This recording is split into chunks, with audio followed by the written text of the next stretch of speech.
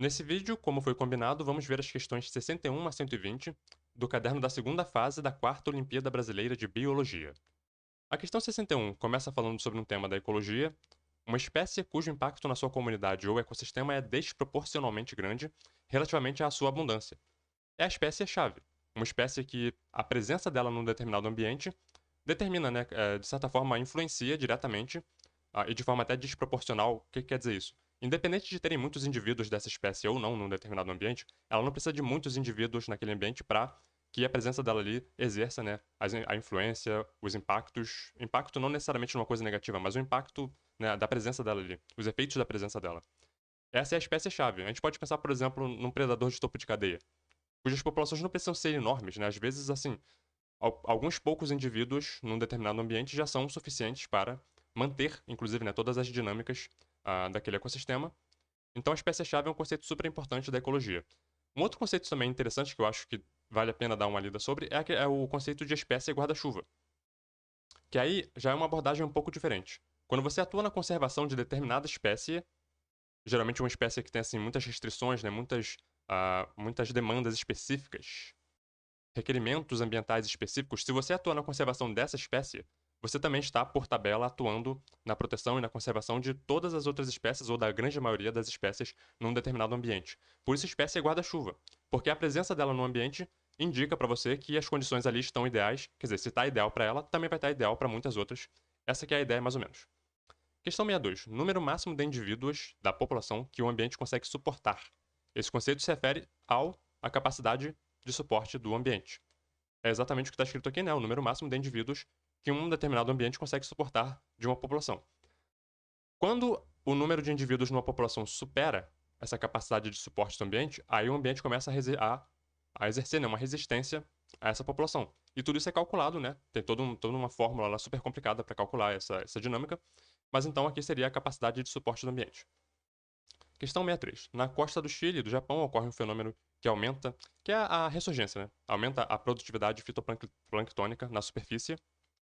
E ela vai perguntar o seguinte: a característica da água profunda, que na ressurgência aumenta de forma direta, a proliferação de produtores, o fitoplâncton, né? Seria. Algumas pessoas aqui poderiam pensar na matéria orgânica, né? Mas tem em mente que a gente está falando de fitoplâncton, de organismos produtores. Então, para eles, matéria orgânica, né, disponibilidade disso ou não no ambiente não vai fazer diferença, porque eles produzem a matéria orgânica a partir da fotossíntese. Para eles, o que seria importante seria disponibilidade de elementos, sais minerais, para que eles possam, né, incorporar e, enfim, colocar ali, né, nas estruturas que eles dependem para então poder fazer a fotossíntese. Sais minerais, para eles, é mais importante. Questão 64. Entre os resíduos metabólicos eliminados, aqui a gente está falando de excretas nitrogenadas, né, compostos de nitrogênio, esses são eliminados em diferentes formas químicas. Diferentes grupos, né, a gente pode falar aqui de vertebrados e até de invertebrados, vão eliminar diferentes formas nessas excretas nitrogenadas. Especialmente ali a amônia, a ureia e o ácido úrico, né? Bom, qual a forma química que predomina em cada um dos animais a seguir?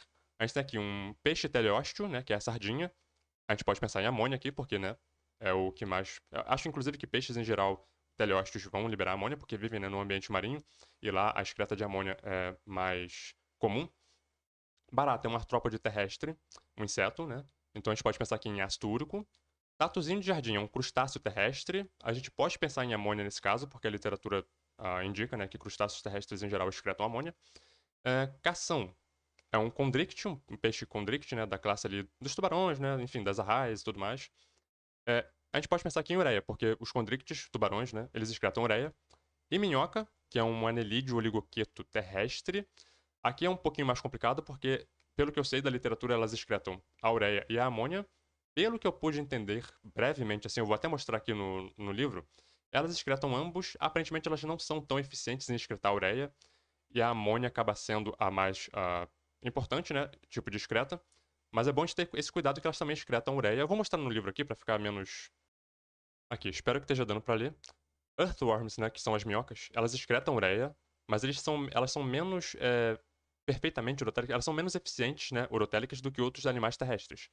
Embora a ureia esteja presente ali na urina de um gênero, né, de minhocas, lumbricus, e outras minhocas, a amônia permanece um produto de excreção importante. O que mostra que, assim, ambos estão presentes, aparentemente a amônia teria ali uma predominância, né, mas elas também podem excretar ureia. E o nível da ureia depende das condições da minhoca, né, e as situações ambientais, ou seja, é uma coisa um pouco complicada, certo? Aquele parágrafo que eu mostrei é desse livro aqui, Zoologia de Invertebrados, Rupert, Fox e Barnes. Mas no geral a gente poderia marcar a letra A aqui, tendo em mente, né, que essa amônia aqui é complicadinha. 65. Os mamíferos são um dos grupos de animais cujas radiações adaptativas são mais bem conhecidas. E essas radiações ocorreram. Os mamíferos eles convivem durante um tempo ali com os dinossauros, né? E os dinossauros, eles, durante muito tempo, foram uma barreira a essa irradiação, a essa diversificação dos mamíferos. Os mamíferos ficavam muito restritos ali a alguns nichos, né? Algumas partes do ambiente que eles podiam ocupar para não entrar em conflito com os dinossauros, que era um grupo predominante naquele tempo. Então, assim, após o surgimento do grupo dos mamíferos, rola ali uma diversificação, né? Porque eles começam a disputar alguns espaços ali que estavam disponíveis.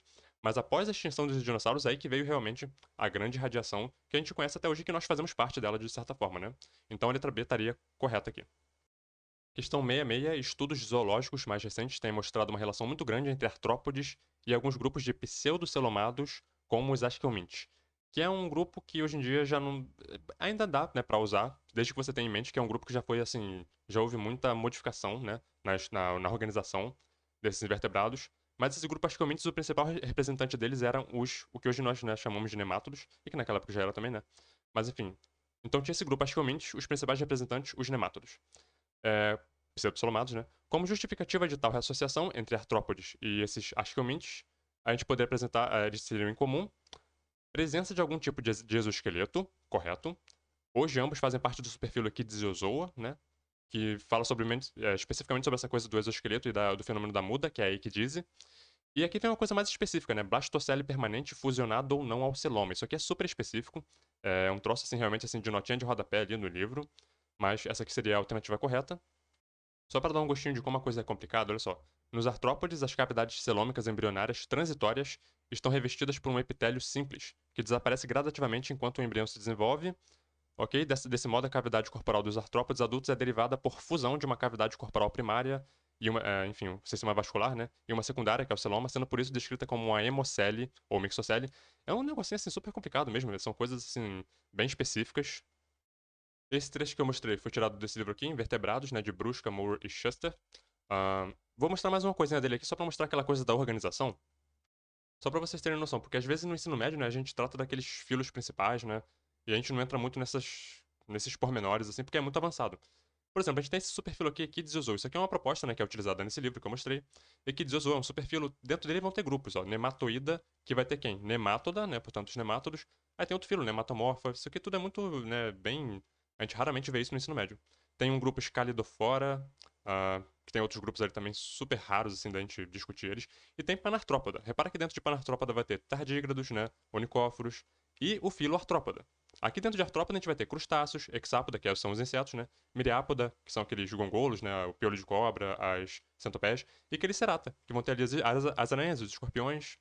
Enfim, isso aqui é uma proposta, né, da classificação, que eu acho até que é mais... Eu realmente, assim, eu não estou muito atualizado em relação a isso, mas o livro usa, e enfim.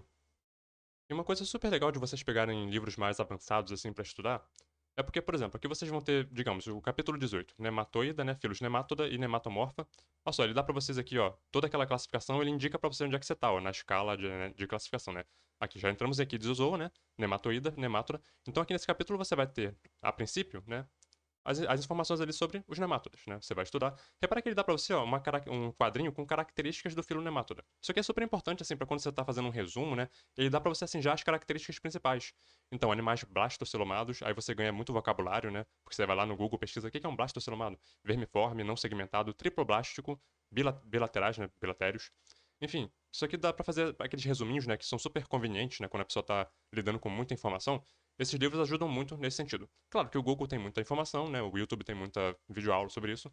Mas esse aqui é legal porque a pessoa, né, pra puxar assunto, né, pra saber assim, o que eu deveria estudar. Aqui ele te dá tudo assim os tópicos mais importantes. Bom, questão 67. Algumas questões são muito bobas, assim, eu não vou nem perder muito tempo com elas porque são, assim, muito objetivas. Cientistas acreditam que a excepcional diversidade de insetos em florestas tropicais está intimamente associada à grande diversidade de vegetais superiores. Então, uma associação entre insetos, né, e vegetais superiores. A gente pode pensar aqui em angiospermas, né, com flores. Relação ali de polinização, inseto, flor, enfim. A associação, né, essa relação entre esses dois grupos seria um caso de coevolução. Super simples, né? 68. Os órgãos vegetais terrestres que possuem crescimento primário, então a gente pensa aqui em folha, caules de herbáceas, né? Bom, apresentam um tecido epidérmico, ok. Nesse tecido, lembrando que no crescimento secundário a epiderme dá lugar à periderme, certo? Nesse tecido, diversas estruturas apresentam especializações. Ele está falando da epiderme.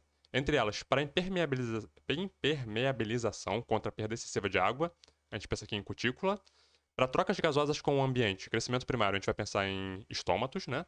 E contra predadores, né? Proteção contra predadores, a gente poderia pensar aqui em tricomas. Interessante, né? Essa coisa do crescimento primário e secundário. No crescimento secundário, por exemplo, caules com crescimento secundário, a coisa para as trocas gasosas, você pensaria em lenticelas, né? Mas aqui a gente está falando de crescimento primário. Mesma coisa, proteção contra predadores. Se tivesse crescimento secundário, a gente poderia pensar em tricomas, em espinhos, né? Os acúlios, né? Aqueles parecem espinhos, aquelas estruturas. Enfim, aqui no caso seria cutícula, né? Para impermeabilização, estômato e tricoma. Questão 69. Os vikings, que eram grandes navegadores, né? Eles construíam barcos super resistentes. Bom, enfim, eles escavaram lá e acharam um barco, né, dos vikings, feito de madeira. Então, xilema secundário, né? O material foi levado para ser identificado, né? E chegaram à conclusão de que era um tronco de uma angiosperma. Isso aqui é super interessante. É um tema complicadinho. As características que os cientistas teriam encontrado nessa madeira para dizer, né, com certeza que era uma angiosperma, essa questão foi anulada. A gente pode ficar horas aqui tentando descobrir por que anularam, mas o que, assim, pensando um pouco, eu teria chutado a letra B, estrutura do lenho composta somente por elementos de vaso, que é o que geralmente nas angiospermas você vai ter, né, o xilema secundário, composto ali as células de condução, os elementos de vaso. Diferente das gimnospermas, que em geral vão ser o quê? Os traqueoides ou traqueídeos, certo? Vê como é que a coisa é complicadinha, né? Talvez aqui o problema seja que eles colocaram somente aqui, e quando você pensa em xilema, qualquer tecido, né, nunca é uma célula só. Você vai ter ali no xilema secundário das angiospermas, você pode ter ali, você vai ter os elementos de vaso, você vai ter o parênquima medular, né, você vai ter outras células ali que vão estar também as fibras, né. Então, assim, talvez o problema seja somente aqui. Mas essa questão dos elementos de vaso aqui estaria a princípio correta. Talvez o problema aqui tenha sido somente. Vale indicar aqui que alguns grupos de angiospermas não vão ter os elementos de vaso, né, os grupos mais basais. Isso é uma complicação, mas eu acho que não seria o caso para anular a questão. E alguns grupos de gimnospermas vão ter elementos de vaso, né? Seria uma outra complicação, mas pelo que eu fui lendo, assim, também não seria suficiente para você de repente anular a questão, porque tem só um grupo lá de gimnospermas que tem elementos de vaso, que são as gnetales. E se você for olhar o tronco delas, assim, não daria pra fazer um barco com aquilo, né? Na verdade é um caule. Enfim, é uma coisa bem complicadinha, nem eu sou muito especialista nisso aqui, portanto, a questão foi anulada, eu teria chutado a letra B, e considero que possa ter ali algum problema relacionado a ela. Questão 70. No Alto Tapajós, o tal do pesquisador Von Martius descobriu uma espécie nova de vegetal que foi coletou, né? Enfim, ele achava que era uma raiz, né? Mas aí, depois que ele fez cortes anatômicos, ele verificou que na verdade era um caule. Aí você já pode pesquisar aí qual é a diferença, né, anatômica entre uma raiz e um caule. Bom, a característica, né, que ele utilizou para fazer esse diagnóstico, o gabarito que eles deram, se eu não me engano, foi a letra B, presença de medula parenquimática intercalada com células do floema na região central. Eu fico um pouco reticente porque eu sempre soube que no caule o xilema é central e o floema é periférico. E na raiz vai ser o inverso, né? Vai ter ali uma inversão. Mas assim, tem tanta coisa de desenvolvimento que a pessoa tem que considerar, é um tema complicadíssimo. Eu teria marcado letra B aqui. Xilema na região central. Inclusive, né, você olhando assim no desenvolvimento, né, o proto-xilema, assumindo ali uma região central próxima à medula. Então, assim, eu fico, né, ok, o gabarito foi letra D. Pesquisem mais sobre isso, perguntem aí para algum professor mais especializado nesse tema do que eu, que provavelmente ele pode explicar um pouco melhor. Questão 71. O seguinte aminoácido é capaz de estabilizar a estrutura de proteínas pela formação de ligações covalentes entre cadeias polipeptídicas. É a famosa cisteína. Vou colocar um link na descrição para essa simulação aqui que eu acho super divertida. Olha só, eu montei aqui uma cadeia, né, de aminoácidos, formando aqui uma cadeia, né, a polipeptídica. E vamos ver, vamos rodar essa simulação aqui e vamos ver. Olha só quantas cisteínas tem aqui. Tem uma cisteína aqui, tem uma cisteína aqui, tem uma cisteína aqui. Os aminoácidos que estão em amarelo, né, enfim, amarelo, são hidrofóbicos e os verdes são hidrofílicos. E aqui o meio é aquoso, aqui eu botei água, tá vendo? Então vamos rodar aqui e vamos ver o que vai acontecer com essas cisteínas. Olha só que interessante. Eu não sei se vocês vão conseguir ver, mas aí vocês clicam no link e façam vocês mesmos a simulação. Olha aqui que essas duas cisteínas aqui no meio, olha só, elas formaram uma ligação entre elas, tá vendo? Isso aqui é as famosas ligações de sulfeto ou pontes de sulfeto, né? Repara, entre cisteínas, tá vendo? E essas ligações são ligações covalentes, super fortes, e determinam ali essa estabilidade, né, nessa cadeia polipeptídica. Repara aqui, né, cisteínas, quando elas se juntam uma com a outra, forma ali uma ligação entre os enxofres, né, por isso disulfeto, e é uma ligação super forte, né, e, enfim, tem esse efeito aqui. Agora aqui, por exemplo, eu montei uma só com aminoácidos hidrofóbicos, né, coloquei no vácuo, repara que ela assume aqui uma conformação, né, e tudo mais. Agora vamos tirar do vácuo e vamos colocar, por exemplo, no óleo, né, porque elas são hidrofílicas, né, hidrofóbicas, melhor dizendo. Então, assim, elas vão ficar super soltinhas. Se eu colocar água, ó, elas vão se juntar, né? Porque elas não gostam de ficar em contato com a água, são hidrofóbicos. E, enfim, tem toda essa relação. Acho essa simulação aqui super interessante para a pessoa aprender sobre estrutura, né? De dobramento de cadeias polipeptídicas e tudo mais. Questão 72, a proteína A precipitou, então assim, ela perdeu capacidade de dissolução, né, num determinado meio. Ela precipitou em uma solução com pH 4, ao passo que a proteína B precipitou em uma solução com pH 6. Essas proteínas precipitaram em diferentes valores de pH porque o ponto isoelétrico da proteína A é igual ou muito próximo a 4, então quando ela chega ali no pH 4, ela fica com uma carga neutra e, portanto, ela perde a capacidade de se dissolver, né, e acaba precipitando. Enquanto que a proteína B tinha o ponto isoelétrico próximo de 6, né? Ou em 6. Essa coisa do ponto isoelétrico é chatinha, né? É uma coisa da bioquímica bem complicadinha. Ó, aqui a gente tem um aminoácido abaixo do ponto isoelétrico dele. Repara que a amina tá totalmente protonada, né? H3N. A gente tem aqui um radical. A gente tem aqui a carboxila com também, né? O H ali, né? O protonada. No ponto isoelétrico, o que que aconteceu? Repara que ela perdeu um H, né? Um próton aqui da amina. Então ela fica aqui ela assume uma outra, ela fica com uma carga, digamos, neutra. Aqui ela estava com uma carga positiva. Aqui ela fica com uma carga neutra. Quando passa, né, quando fica acima do ponto isoelétrico, repara o que aconteceu. Ela, além de ter perdido aquele próton na amina, ela também perdeu o próton da carboxila. Agora ela está com uma carga negativa. Esse gráfico aqui também é interessante, né? Repara aqui, aquele mesmo esquema que eu mostrei lá, só que aqui agora ele já introduz o tema do pK, né? Repara aqui a gente tem, né, ele com a amina, né, NH3, e a carboxila também com o próton. A gente tem aqui a variação no pH, então a gente está aumentando o pH, e conforme a gente aumenta o pH, existe uma variação na carga, certo? Então aqui a gente começa com uma determinada carga. Quando atinge o pKa1, o que aconteceu? Aquele, um dos, um dos prótons são perdidos, né? E aí ela, repara aqui, ó, ela estava com uma carga positiva, certo? Aqui no meio ela já está com uma carga neutra, né? Tem uma carga positiva aqui e uma carga negativa. No total, né, em média, fica com uma carga neutra. Aqui ela atinge uma espécie de buffer, né, que é uma espécie de tampão. Uh, e quando atinge o pK2, né, já num pH maior ali, um pH bem alcalino, 10, né, ela perde outro próton e fica com uma carga negativa. Deixa eu ver se eu consigo dar um zoom aqui. Acho que dá. Aqui, ó. A carga negativa, carga neutra, né, carga positiva. E, enfim, isso tudo aqui tá dentro daquele tema lá que foi proposto pela questão. Repara que você aumentando o pH, o que você fez? Você pegou um aminoácido ali com uma carga positiva e transformou ele num aminoácido com uma carga negativa, aumentando o pH. Isso aqui vai ser importante para uma questão que vai surgir ali na frente.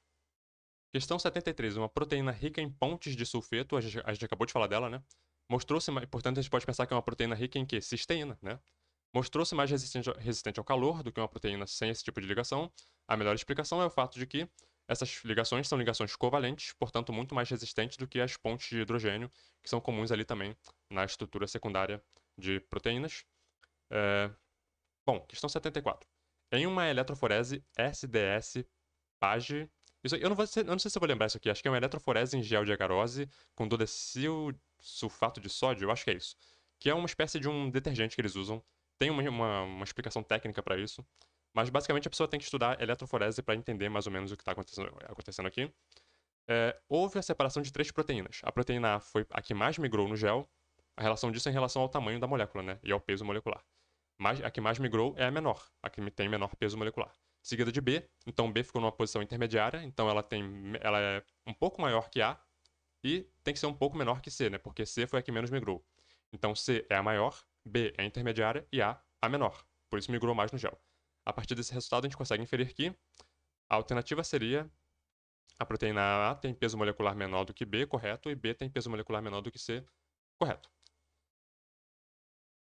Só para não passar batido, porque isso aqui é importante. Ó. Repara aqui, a gente tem três amostras, né? A maior, a média e a menor. Olha quem migrou mais. A menor, né? A que migrou menos, a maior. A gente tem aqui a questão das cargas, né? Elas vão ter uma carga ali negativa, por isso elas vão migrar em direção ao polo positivo. A gente vai chamar ali de anodo, né? E, enfim, essa aqui que é a relação mais ou menos da eletroforese. É interessante a pessoa ter isso aqui 75. Após horas de corrida em uma eletroforese não desnaturante, verificou-se que uma determinada proteína não migrou, né, em direção a nenhum polo. A gente acabou de ver um GIF, né, delas migrando e tudo mais. Para obrigá-la a migrar para o polo positivo, a gente teria que fazer o quê? A gente teria que dar para ela uma carga negativa. Como é que a gente poderia fazer isso? A gente discutiu isso ainda agora, né? Aumentar o pH do gel e do tampão para um valor acima do PL da proteína. Eu falei PL, né? PI, pontos elétricos. Aqui, ó, quando a gente aumenta o pH, a gente faz o quê? A gente coloca ela acima do PI dela, né, do pontos elétrico, e ela assume uma carga negativa, né? A gente acabou de falar disso.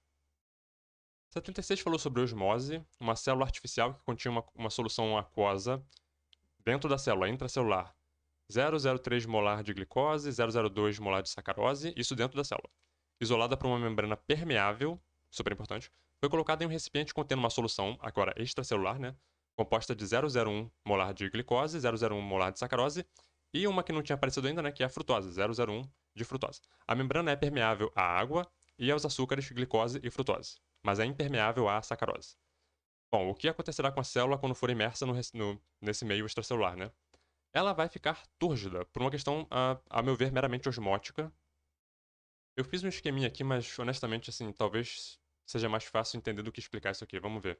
A gente tinha um meio aqui com 3, né? Eu coloquei aqui, aquilo que era 003, eu coloquei aqui 3, né? 2, simplifiquei. 3 glicoses dentro, uma fora. Tinha um canal para passar a glicose, né? Ela é permeável. Eu botei um canalzinho aqui, né? Mas ela é permeável à glicose. Eu botei um canal só para ilustrar. Tinha 2 sacaroses dentro e uma fora. Não tem canal para sacarose. Lembra que ela é impermeável à sacarose. Ela é permeável à água, por isso eu coloquei aqui um vão, né? E ela é permeável também à frutose.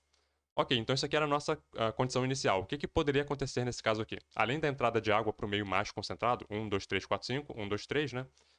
Poderia acontecer uma outra coisa, né? A sacarose poderia ter entrado, reagido ali com uma glicose, formando desculpa, eu falei a frutose, tá? Uma amarelinha ali, entrado, reagido com uma glicose, formando sacarose.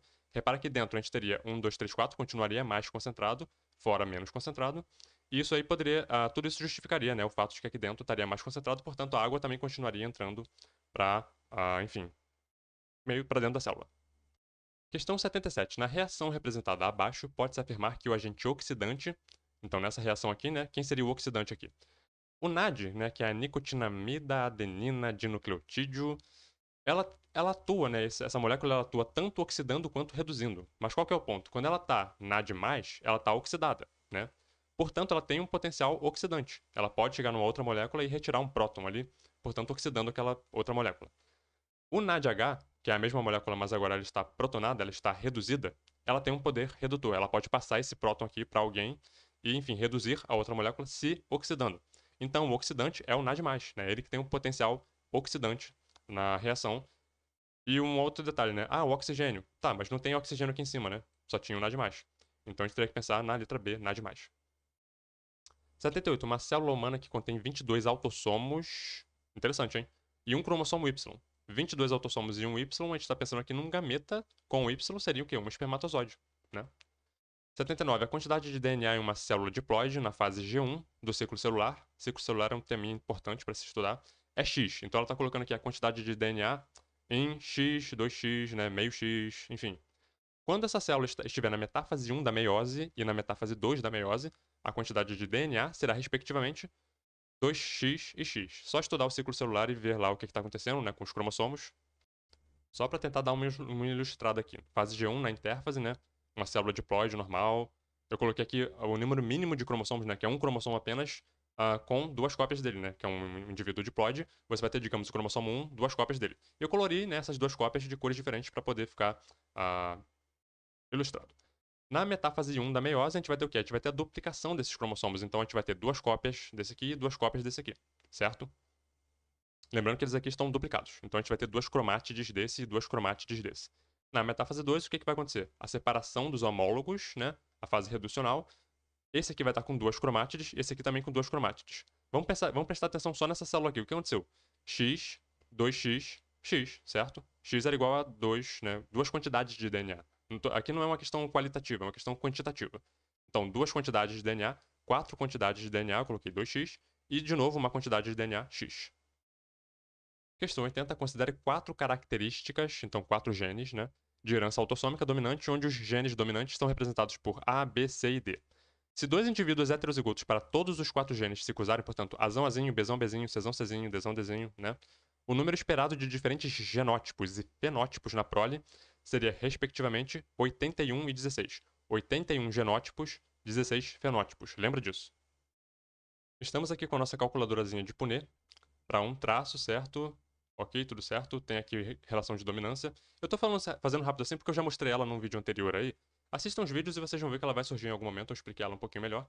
Para um traço, a gente tem aqui, vamos mostrar as frequências, quantos genótipos aqui, ó, genótipos, né, tudo mais.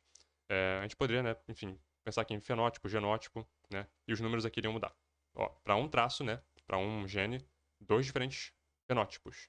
Em relação ao genótipo, a gente teria ali 3 genótipos, vamos colocar assim.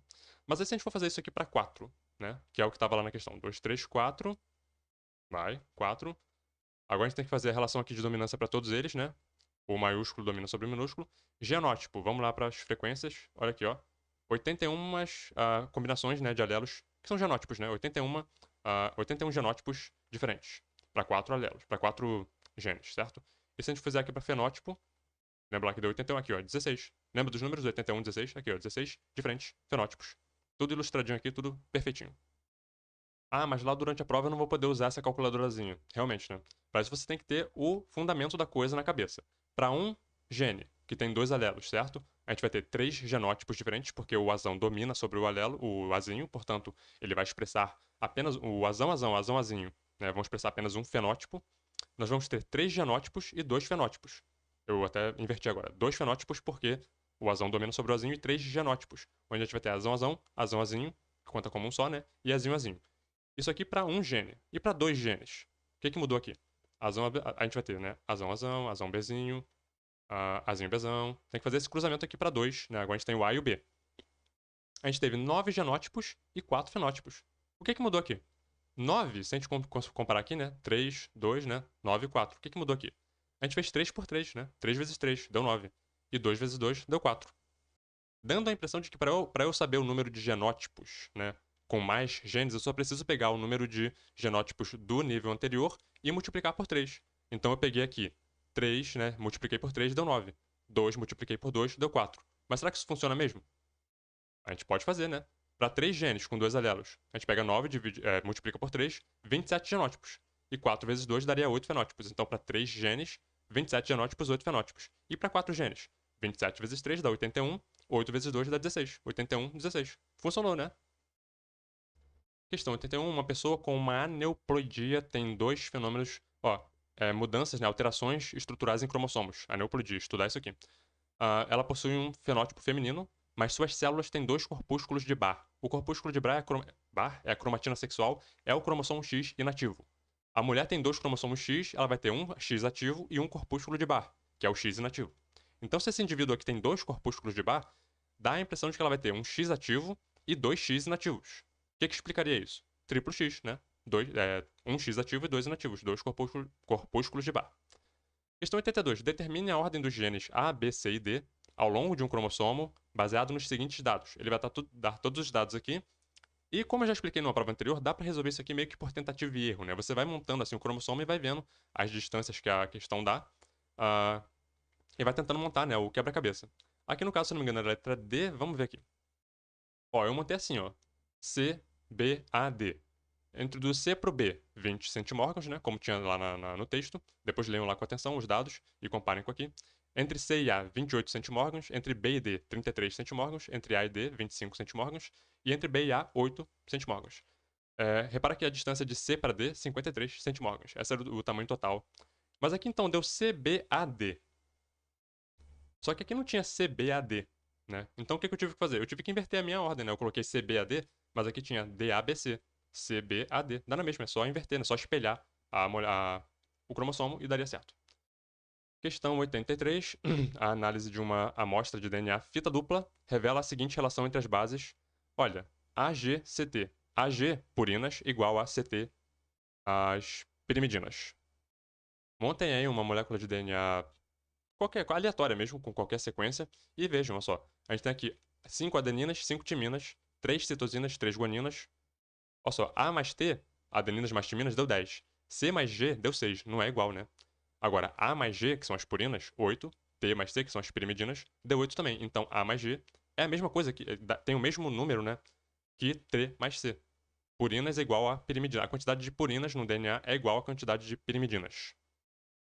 84. As células musculares e pancreáticas de um mesmo indivíduo são diferentes porque elas expressam genes diferentes. Isso é o básico de diferenciação celular e diferenciação, né, criação, né, de diferentes tecidos e diferentes órgãos. São células expressando genes diferentes. 85. O potencial de ação é propagado em apenas uma direção ao longo do axônio. Isso acontece porque ocorre ali um breve período refratário, né, que previne a despolarização na direção de onde veio o estímulo. Potencial de ação é um tema assim elementar da neurociência, estudando o sistema nervoso, né? Tem que estudar potencial de ação. Eu não vou nem fingir que dá pra dar aula sobre isso aqui em 2 minutos, porque não dá. Mas fica a ideia, né, de que é uma coisa que está relacionada ali com o influxo de sódio nos neurônios, na membrana dos neurônios, relação, né, de sódio e potássio, então canais de sódio, canais de potássio, tudo isso determinando ali carga na membrana. A membrana geralmente vai ter uma carga negativa, vai estar num período de repouso, né? E eventualmente a entrada de sódio ah, daria ali, né, um pico de carga e acabaria, né, num potencial de ação que é propagado por toda a membrana, né, do axônio, etc. Aqui, ó, os canais se abrindo, o sódio entrando, etc. E o que mais importante, deixa eu ver se tem um slide melhor aqui, que é assim, uma vez que você tem um potencial de ação, logo no evento, né, do potencial a coisa brusca, né, da carga, você vai ter um período refratário absoluto, ou seja, enquanto isso aqui está acontecendo, e acontece muito rápido, assim, é coisa de microsegundos, milissegundos, né? Nesse ponto aqui, você não consegue gerar outro potencial de ação ao mesmo tempo que esse aqui. Não dá. Por isso é período refratário absoluto. E depois que tem ali, né, a fase descendente, que entra ali na coisa da hiperpolarização, né? Você tem um período aqui de um período refratário relativo. Você precisaria de uma carga muito maior para atingir o limiar que desencadearia o potencial de ação. Então são dois períodos refratários, mas os dois significam que para você ter um outro disparo ali seria ou impossível ou muito mais complicado do que numa membrana em repouso. 86. Pico dos hormônios luteinizante, o LH, e hormônio folículo estimulante, o FSH, ocorrem durante a seguinte fase do ciclo menstrual. Durante, ou próximo ali, né, do período, bem no meio mesmo, né, no período da ovulação. Aqui, ó. O FSH e o LH, né? O pico de ambos, né? Acontecendo nessa faixa rosa aqui, ó, que é a fase ovulatória, né? Então, assim, todo esse panorama aqui, todo esse quadro aqui, é importante a pessoa ter, né? Os detalhes do que está acontecendo. Pico de FSH e LH, num determinado momento, né? O ciclo ovariano, o desenvolvimento ali do folículo, a formação do corpo lúteo, a própria ovulação em si, né? Que é a liberação do óvulo pelo folículo. Os picos também de estrogênio e progesterona, né, em determinada fase. O que está acontecendo com o endométrio, né, com o epitélio do endométrio. Tudo isso aqui é importante. Ainda na parte da endocrinologia, questão 87, um exemplo de hormônios antagônicos que têm ação diferente, né, que controlam a homeostase do organismo, ok? Das alternativas insulina e glucagon no metabolismo da glicose, né, regulando ali a quantidade de glicose na corrente sanguínea num determinado momento. A insulina bota, né, entre aspas, a glicose para dentro da célula. E o glucagon, ele percebe que está sem glicose, né, o metabolismo está precisando de glicose para poder gerar energia, e ele cria a glicose a partir de outras moléculas, né, os aminoácidos, enfim, outras moléculas carbônicas que dá para tirar a glicose delas. Questão 88. A transfusão sanguínea que acarretaria na aglutinação do sangue, o A não pode doar para o O de jeito nenhum. O A ele tem um antígeno A e o O tem anticorpos para A e para B. Certo? Ele não tem antígeno nenhum. Por isso ele pode doar para todo mundo, mas ele não pode receber de A nem de B. Então ele é o doador universal, mas não é mais o receptor universal acaba sendo o AB, né? E aqui a gente está falando apenas de sistema ABO, a gente não está nem entrando nos outros sistemas, né? Especialmente o RH, que poderia complicar isso aqui. Questão 89. Uma diminuição do pH do sangue humano, provocado por exercícios, provocaria. É só você ir na rua, dar uma corridinha e você vai perceber, né? Aumento da frequência cardíaca, da frequência dos batimentos cardíacos, né? Natural. 90. A flora brasileira apresenta uma grande diversidade de frutos. Classifique os tipos de frutos a seguirem secos e carnosos. Drupa, pensa aí num abacate, é carnoso, né? Ah, o folículo é um fruto que a gente não está muito acostumado com ele, mas é um fruto seco. Legume, pensa aí num feijão, numa ervilha, aquela vagem seca, né? Portanto, é um fruto seco. E baga, pensa aí numa laranja, numa melancia, uva, né? São frutos carnosos. Então, eu acho que seria carnoso, seco, seco, carnoso, letra C. Acho que é isso, né? Aí, um exemplo de drupa, um pêssego, por exemplo, né? O abacate. Folículo, que eu falei que é um fruto que a gente não tá muito acostumado, porque raramente a gente come isso aqui, né? Mas frutos, assim, do manduvi, do xixá, são frutos que têm essa conformação, são menos comuns. Legume, uma vagem qualquer, pensa aí no próprio pau-brasil, né? Que depois a gente vai falar dele. Dá uma vagem, portanto é um legume. O legume é uma vagem, certo? E baga, uma laranja, ok. 91. No passado, as angiospermas eram classificadas em dicotiledôneas e monocotiledôneas. O sistema de classificação atual, APG 2003, já não é mais o atual, né? Essa prova aqui é bem antiga. Angiosperm Phylogeny Group. Esse é o APG. Pesquisa isso aqui é bem interessante, mas é chato de ler, não é uma coisa. É pra quem estuda, né? Pra quem faz pesquisa na parada que vai lá consultar a organização. Bom, dividiu as antigas dicotiledôneas em alguns grupos, porém manteve as monocotiledôneas. Por ser considerado um grupo monofilético, ok. Escolha abaixo as afirmativas que caracterizam o grupo das monocotiledôneas, de acordo, né, com essa classificação aqui. E que até hoje a gente discute isso, né? Elas têm raiz fasciculada, né? Elas têm folhas com nervura paralelinérvia, a flor é trímera, 3 pétalas, né? Ou múltiplos de 3, e apenas um cotiledônio, por isso monocotiledônio. Questão 92, aqui também sobre classificação sistemática, né? Filogenia. Erreriácea, segundo o APG, pertence a Asparagales. Isso tudo aqui mudou, tá? Eu dei uma pesquisada, tá bem diferente hoje em dia. Possui 12 espécies. Em 1828, um tal de Martius publicou na obra Reise, em brasiliano, a espécie Herreria salsaparrilha, cujo material botânico foi depositado no herbário, etc. Enfim. Resumindo, depois um outro cara pegou lá e descreveu a mesma espécie e deu um outro nome para ela, né? Herreria parviflora. E se eu não me engano, depois ainda veio um outro e colocou a mesma espécie em um outro nome. Bom, tá aqui no texto, mas é porque eu tô tentando realmente resumir aqui. Rajania verticillata. Enfim, a mesma espécie sendo descrita em determinados momentos com diferentes nomes, mas quem escreveu primeiro foi o Martius, né? E o primeiro nome que ele deu foi Herreria salsaparrilha, né? Ok, então, dito isso, marque abaixo o nome válido, né? Dentro das regras da sistemática, né? Da filogenia, qual seria o nome válido da espécie? Herreria salsaparrilha Martius, porque quem o primeiro a descrever foi ele, e o primeiro nome que ele deu, a primazia do nome, é dele. Então tá aqui, ó. Herreria, salsaparrilha, Martius, certo? Classificação. Aqui tá até a variedade, né? Um outro autor ainda fez uma descrição de uma variedade dela. Então ficou Herreria, salsaparrilha, variedade interrupta, de Baker. Mas a espécie Herreria salsaparrilha, gênero Herreria, na família Asparagácea, no reino Plantia, enfim. Só pra mostrar, né? A classificação em geral. Então, assim, aquilo que eu falei lá que mudou, aquela família lá, Herreriaceae, que ele tinha falado, né? O gênero Herreria hoje tá aqui dentro da família Asparagácea, no reino Plantia. Enfim, a Flora Brasil 2020, né? Eu não sei, né, como é que tá atualmente, né? Mas, enfim, essa que seria, né, o que eu encontrei aqui de mais recente. 93. Retire do texto acima as palavras que estão relacionadas com os seguintes termos: ordem, família, gênero, espécie, autor. Aqui agora, sem entrar nessa questão, né, sobre se existe, se não existe, vamos apenas focar no sufixo, né, para poder chegar lá. A resposta. Então, ordem, geralmente termina com alis, né, então alis, né, asparagales seria uma ordem. Família, termina com ácia, então Herreriácea, então a gente teria que ter asparagales, Herreriácea, né, aqui letra C, até agora tá certo, hein. Depois, gênero. Gênero já é um pouco mais complicado, mas herreria seria o gênero, portanto, Asparagales, herreriácea, herreria, ok. Espécie. Espécie, aqui a letra C colocou salsaparrilha, isso aqui tá incorreto, né? Teria que ter o gênero antes. Então, a letra E tá correta. Colocou herreria, salsaparrilha. Aqui estaria correto. Você tem que colocar primeiro o gênero e depois a espécie em si, né? Tem que ter os dois acompanhados um do outro. E por fim, autor, Martius. Então, a letra E estaria correta. Questão 94. Algumas famílias botânicas são reconhecidas mundialmente devido à sua importância econômica. Ok, etc. Bom, temos aqui feijão, arroz, café, margarida, né, palmito. Aí ele dá aqui ainda uma dicasinha que provavelmente se a pessoa tem um pouquinho de noção, a pessoa, né, já pegou aqui se tinha dúvida entre uma e outra, né.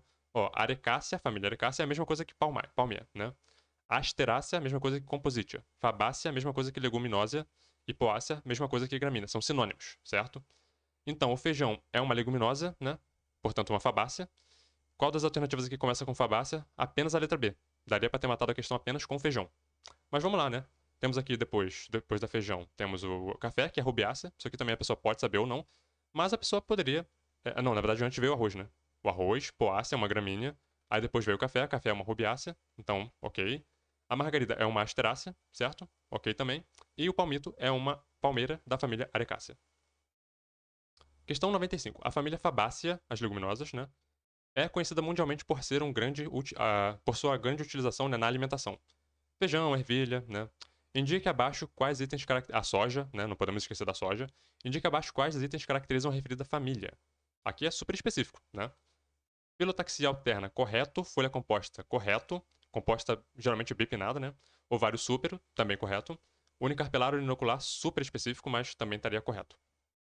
Temos aqui o querido pau-brasil, né? A florzinha dele é amarelinha. Se você acha que você nunca viu um pau-brasil na sua vida, é porque você não olhou direito, porque as ruas têm muito pau-brasil plantado, né, em jardinagem, em arborização urbana.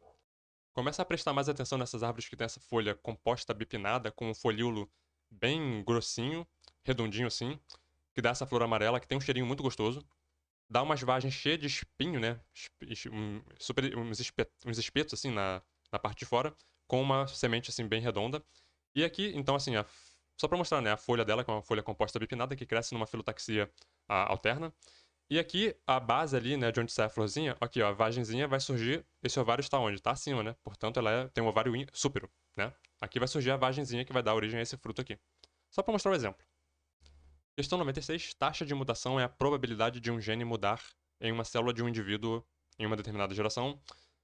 Aí ele dá aqui algumas alternativas. 1. Se a mutação não ocorrer nas células sexuais, ela não será transmitida para a próxima geração.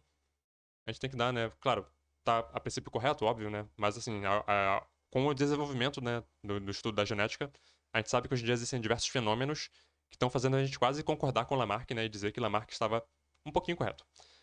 Mas enfim, a princípio isso aqui estaria correto. 2. Se a taxa de mutação fosse 100%, a vida não seria possível. A vida da maneira como nós conhecemos ela, né? A vida como nós concebemos, né? Como nós entendemos ela. Seria difícil realmente você ter espécies, né? Organismos vivos que têm 100% de mutação o tempo todo. 3. Se a taxa de mutação fosse zero, não haveria evolução. Correto, né? A mutação é o que determina a variação, né? A variabilidade, que Darwin tanto bateu nessa tecla. E 4. As mutações são sempre ruins? Não, elas nem sempre são ruins. Às vezes são boas, raramente, né? Quase sempre são ruins, mas nem sempre. Enfim. Portanto, acho que a 1, a 2 e a 3. A 1 e a 2 e a 3 eu poderia dizer que tá correto aqui. Dá uma atençãozinha pra essa 1 aqui, né? E 97. Em um dado ambiente existem várias espécies vivendo em equilíbrio, entre elas a espécie A, que se alimenta exclusivamente de B, que se alimenta exclusivamente de C. Portanto, A depende de C indiretamente, né? Bom, eu acho que essa questão aqui, na verdade, ela foi anulada, se eu não me engano. Porque, repara só, a gente não. O que não necessariamente é verdadeiro nas alternativas que foram dadas? C é um produtor? Não necessariamente. Mas A é um consumidor secundário? Não necessariamente. Tenta aí, esboça aí essa cadeia alimentar e vê, né, essa dinâmica. Né? Não dá pra dizer que C é um produtor. E muito menos dá pra dizer que A é um consumidor secundário. Pode ser terciário, quaternário, enfim. 98. O sol nas regiões tropicais é muito forte, o que poderia matar muitas espécies de plantas por causa do aquecimento provocado por sua luz. Bom, assinale o processo mais importante na manutenção da temperatura da planta sob intensa radiação solar: transpiração pelos estômatos. Isso aqui seria o mais importante. A ceratização das folhas poderia atuar ali, né, num isolamento térmico, mas o mais importante seria a transpiração, até porque a gente pode generalizar, né, que esse processo acontece em todas as plantas. Questão 99. Foi descoberta uma espécie nova de um ser vivo. Essa espécie é autotrófica, portanto pode ser fotossintetizante ou quimiosintetizante, né? Indique um grupo taxonômico ao qual ela não pode pertencer. O gabarito é metazoa, né? Animais, em geral, não vão estar associados ali com nenhum tipo de autotrofia. São geralmente heterótrofos, né? Mas é claro que biologia nada é simples, né? Tudo tem suas exceções. Isso aqui é uma lesma, é um molusco. E ela se alimenta de algas e ela incorpora os cloroplastos dessas algas nos tecidos dela. Portanto, ela se aproveita do produto da fotossíntese desses cloroplastos enquanto ela tá ali, né? Ela se alimenta, ela fica verde porque ela tem cloroplastos nela, com clorofila, né? Então ela, de certa forma, faz fotossíntese, né? Embora que fique claro que isso aqui é um processo, assim...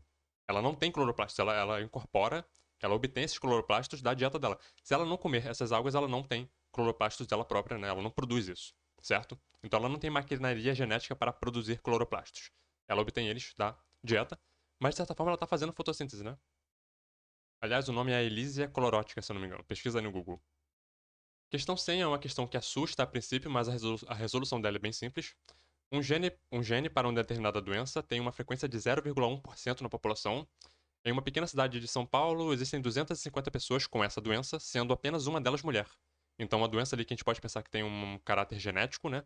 E apenas uma mulher expressa essa característica. A gente pensa logo numa doença associada ao cromossomo X, né? Porque um homem precisaria apenas de uma cópia afetada desse X para expressar a doença, e uma mulher precisaria de duas cópias afetadas desse X para expressar a doença. A gente pode pensar que tem muitas mulheres na população heterozigotas, né, portadoras desse alelo, mas que não expressam a doença. 101. Analisando o tráfego de proteínas numa célula vegetal, desde a síntese até a localização final, né, é correto afirmar que uma proteína poderá seguir o seguinte percurso. Ela vai ser produzida em algum lugar que tem ribossomos, né? Então, um retículo endoplasmático, né? Seria um local ideal para começar. Depois ela entraria ali, poderia passar por um processamento no complexo de Golgi e eventualmente ser direcionada ali para o vacúolo. Ok, a letra B, a princípio, estaria razoável aqui. 102. Interessado em trabalhar com endereçamento de proteínas, você selecionou 3 proteínas que apresentavam as seguintes localizações. A proteína A, localizada no retículo endoplasmático. Então ela é localizada lá, ela não só foi produzida lá, ela fica lá. Proteína B, uma proteína nuclear.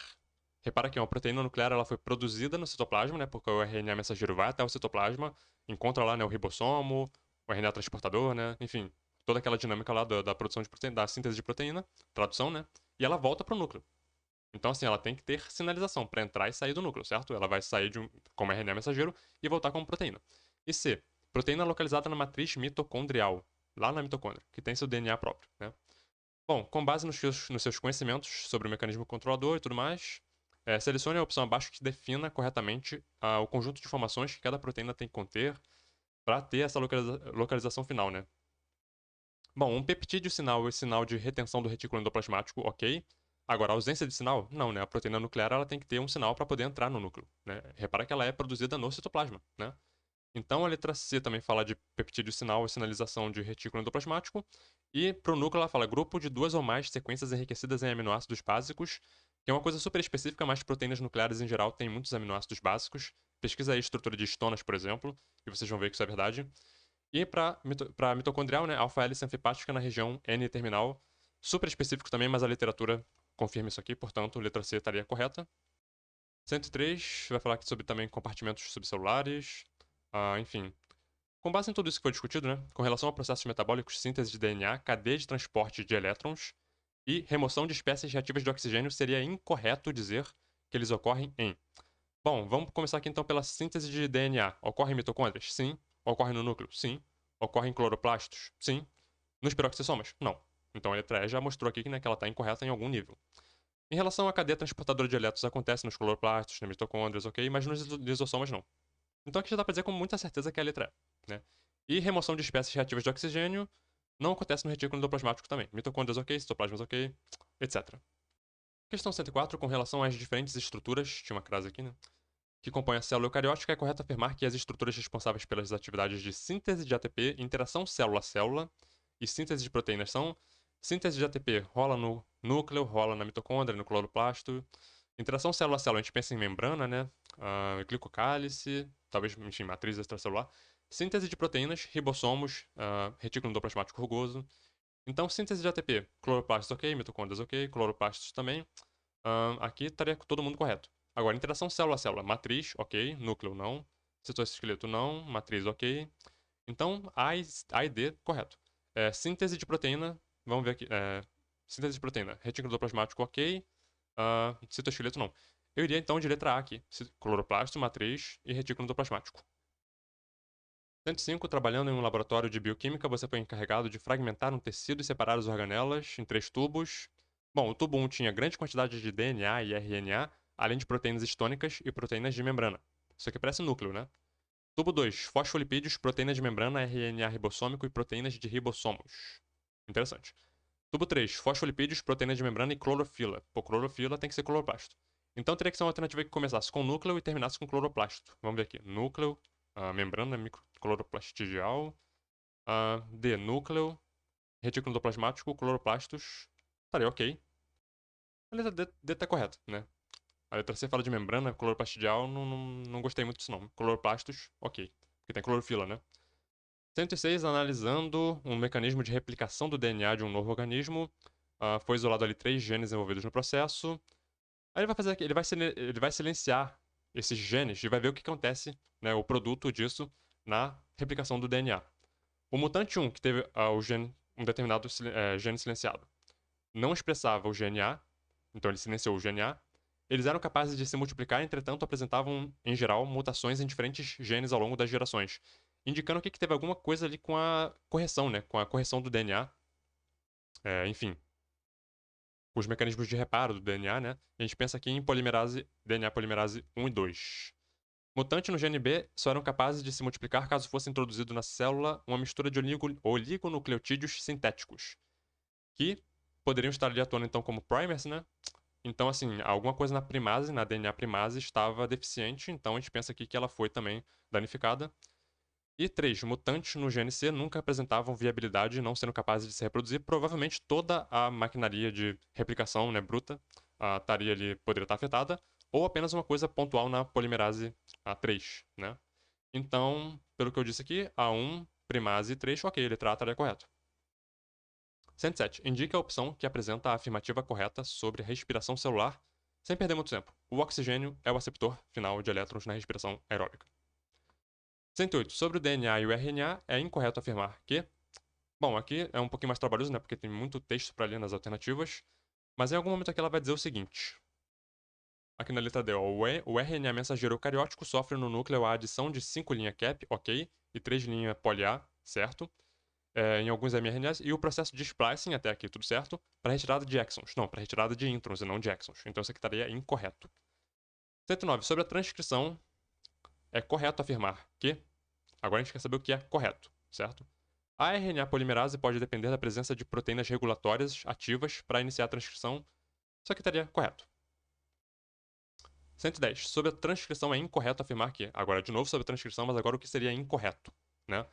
E aqui vai ter um outro detalhe também, é bem no nível do detalhe, né? Aqui na letra E, super, assim, no detalhe. A partir de uma região do DNA, um gene, né? É possível transcrever apenas uma molécula de RNA. Na orientação 5' 3', sendo utilizada a fita molde que estiver na orientação 3' 5'. Aparentemente tudo correto, né? Só que ele falou que é apenas uma molécula de RNA. E quando a gente sabe sobre justamente, né, na fase ali da transcrição que rola o splicing alternativo do RNA, a gente pode, a partir de um mesmo gene, ter diferentes RNAs e diferentes versões de uma proteína. Portanto, isso aqui estaria incorreto. Questão 111, uma sequência de questões super complicadas, complexas, cansativas. Bom, uma das fitas de molécula de DNA está apresentada. 5', sempre prestem atenção nessa orientação aqui, 5', 3'. A gente vai ter aqui essa sequência, né? 10 nucleotídeos aqui, a sequência de interesse aqui no meio, e outros nucleotídeos aqui. É importante a gente contar 1, 2, 3, 4, 5, 6, 7, 8, 9, 10, 11. Por que é importante? Porque aqui tem 10 e aqui tem 11. E eles vão falar sobre considere que iniciadores de 10 nucleotídeos, os primers, né, funcionem para essa reação de replicação hipotética. Para a replicação da região sublinhada, seria correto utilizar o gabarito, se não me engano, é a letra D, utilizar os iniciadores 5', esse aqui, e 3', esse aqui. Eu vou mostrar uma coisa que é um detalhe muito súbito, mas que, na minha opinião, é importante. Antes de tudo, fique claro assim que isso aqui é um tema que tem que ser estudado à exaustão, porque é uma coisa super cheia de detalhezinhos e minúcias, e entendeu? Basicamente é o seguinte, a polimerase ela vai pegar, para fazer a transcrição do DNA, a replicação do DNA, né, a formação de uma nova fita de DNA, ela vai pegar a fita molde na orientação 3', 5', ela só consegue adicionar novos nucleotídeos na terminação 3'. Então ela vai precisar de um primer, que vai estar no sentido 5', 3'. Ela vai pegar esse terminal aqui do primer, que é a 3', e a partir dele vai colocando ali as novas unidades, né, de nucleotídeos, formando então uma nova fita. É uma coisinha assim super, é um detalhezinho super assim, né? Mas o que me pegou um pouco nessa questão foi que eles falaram sobre primers de 10 nucleotídeos, né? E ela colocou aqui uma sequência aqui no final que tinha 11 nucleotídeos, né? E ela deu pra gente uma alternativa final que tinha dois primers, acredito que seja um senso e um antissenso, né? Supus. E os dois têm 10 nucleotídeos, embora aqui no final tenham 11, né? Se você contar aí direitinho, você vai ver que tem 11. Aqui estão 1, 2, 3, 4, 5, 6, 7, 8, 9, 10, ok? Qual é o problema? Ela pegou aqui no final. Enfim, resumindo, ele considerou os dois nucleotídeos da extremidade e esse aqui, aparentemente, no primer que eles ofereceram, ficou faltando. E eu achei isso aqui um pouco estranho. Bom, eu meio que assumi assim, essa questão, né, do sentido senso-antissenso.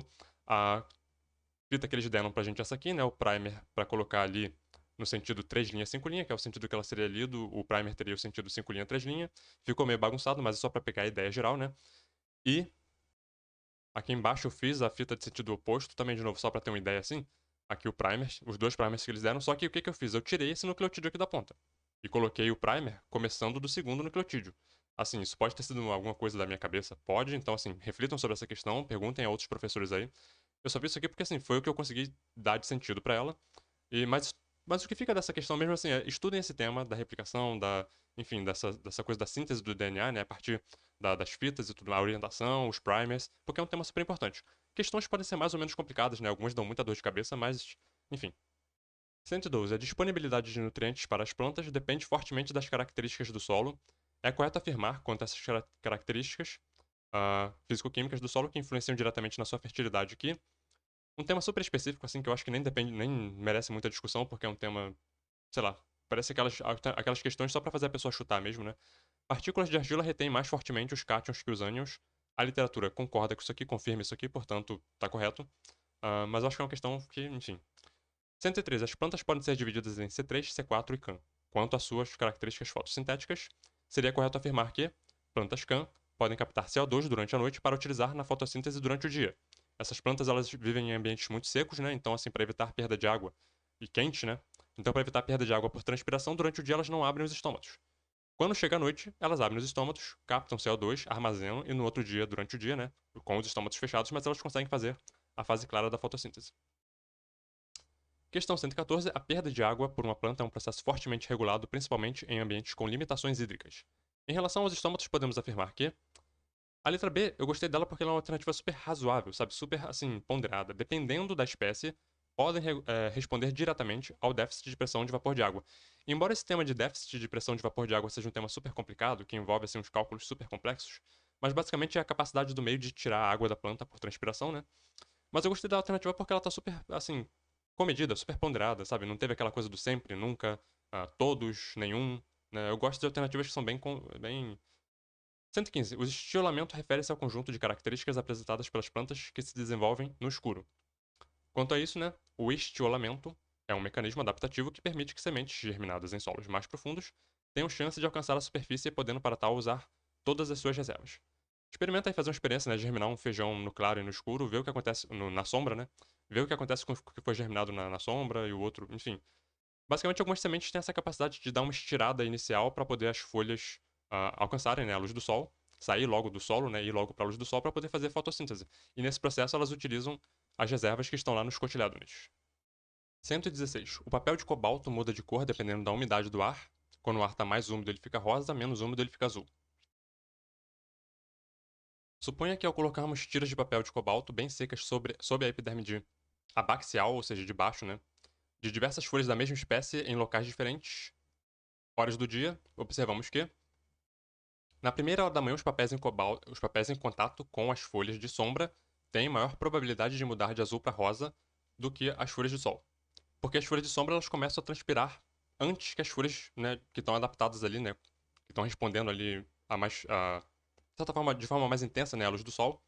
As folhas de sombra elas são mais sensíveis, vamos colocar assim, e elas precisam de menos luminosidade, menos temperatura para começar a transpirar. Então essa que seria a relação. A folha de sombra começaria a transpirar antes que as folhas de sol, deixando o papel rosado. Questão 117, uma questão complicadinha. A figura abaixo representa o crescimento de uma planta em 4 momentos diferentes, T1, T2, T3 e T4. Baseado nessa figura, escolha a alternativa correta.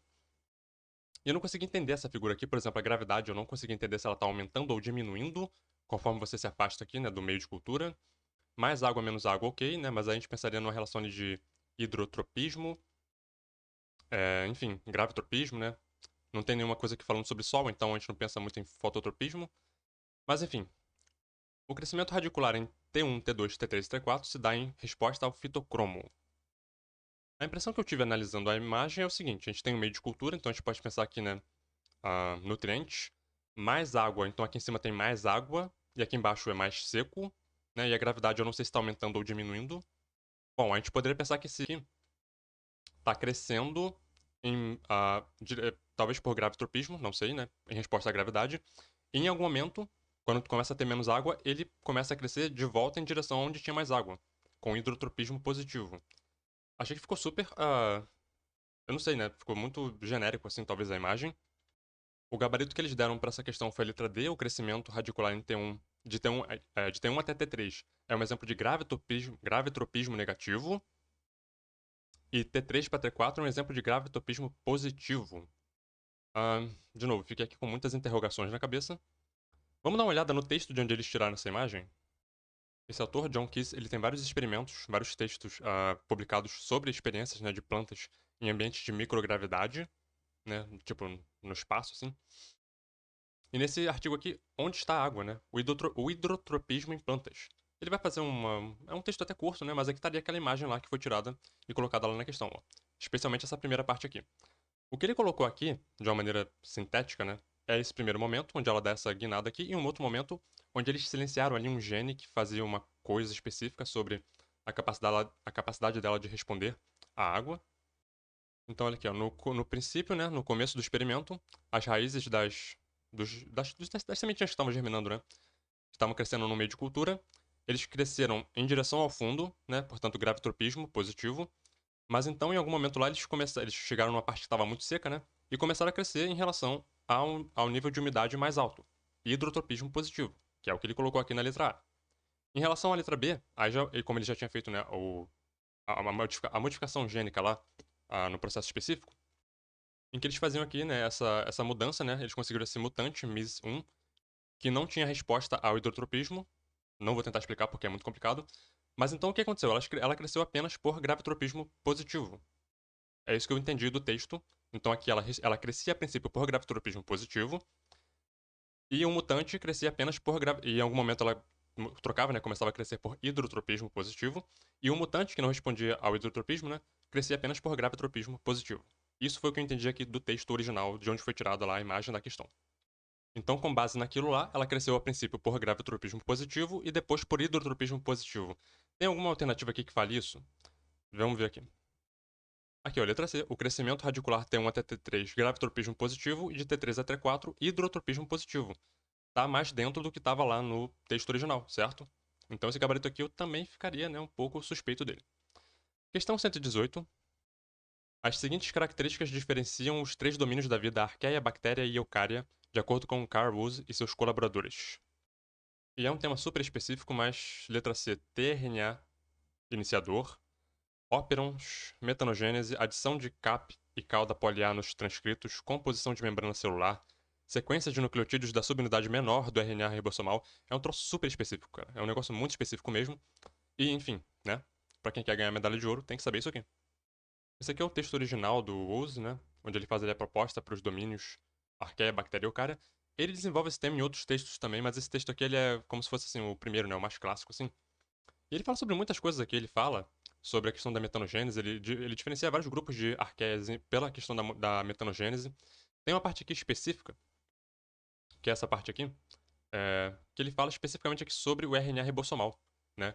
Que uma estrutura, né, da subunidade pequena do RNA ribossomal, que as eubactérias podem ser distinguidas de arqueobactérias, é um hairpin, é um grampo, né, que forma na estrutura do RNA mensageiro, aqui na posição dos nucleotídeos, né, na posição 500 a 545. Então, assim, o cara foi lá no nível, né, do específico mesmo, como estava lá na questão. É um troço assim, é um tema chato, é um tema super complicado, super específico, mas ele fala também sobre relação de. Deixa eu ver aqui. Da composição da membrana, né, a membrana feita de. Aqui, ó, na arqueia, né, lipídios, predominantemente de éter, né, de éteres, e de glicerol, tetraéteres, enfim. Prosta química super complicado também. Nas bactérias, uma membrana com lipídio predominantemente de acilglicerol de éster, que é diferente do de éter, né? Éter de éster. Éter, éster. No eucariota também, ali, uma relação ali das membranas. Ou seja, ele tocou um pouco em todos esses assuntos. Ele também falou sobre isso em outros textos, né? Mas, enfim. 119. Superbactérias como, por exemplo, Staphylococcus aureus, resistentes à meticilina, são comuns em hospitais e resultantes do uso exagerado de antibióticos. Bom, a resistência a antibióticos é adquirida pelas bactérias através de trocas de material genético entre células pelos seguintes mecanismos genéticos: transdução, transformação e conjugação. Estuda microbiologia, eventualmente você vai se deparar com esses temas aqui. 120, se você chegou até aqui, está vivo, eu quase não estou, mas a regulação gênica em bactérias ocorre principalmente no nível transcricional. Isso significa dizer que bom, elas regulam, né, a síntese de RNA mensageiro, inibindo ou estimulando a ligação de RNA polimerase ao sítio promotor com auxílio de repressores, fatores sigma e moléculas efetoras. De novo, estudando microbiologia, estudando regulação gênica em procariontes, né? Isso aqui eventualmente vai surgir, mas é um negócio super específico e complicado, então, assim, utilizar uma literatura bem mais, assim, robusta, né? Com textos, com livros, textos, né? Mais completos, com feito por autores realmente assim especialistas, ajuda muito a pessoa a chegar nesse tipo de conhecimento aqui. E com isso nós ficamos por aqui. Agora um gráfico com toda a prova, né, desde a questão 1 até a 120, tivemos muitas questões de citologia, né, botânica, né, evolução, aquele começo da prova lá, das questões 1 até 10, eu acho, tinha muita questão de evolução, né, ecologia, genética, enfim, muitos temas, uma prova bem diversa, uma prova longa, né, cansativa, mas é muito bom estudar biologia utilizando esse tipo de material, porque você percorre, né? Você circula a matéria inteira, né? Enfim, todos os temas da biologia você entra em contato, ainda que superficial, com eles. Então, é uma ferramenta bem interessante para quem está estudando aí de repente para Enem, né? Dá uma olhada nas OBBs, dá uma olhada ah, nos gabaritos, né? Com cuidado, porque alguns gabaritos estão claramente errados, né? Mas enfim, nos vemos no próximo vídeo para ver a primeira fase da quinta OBB.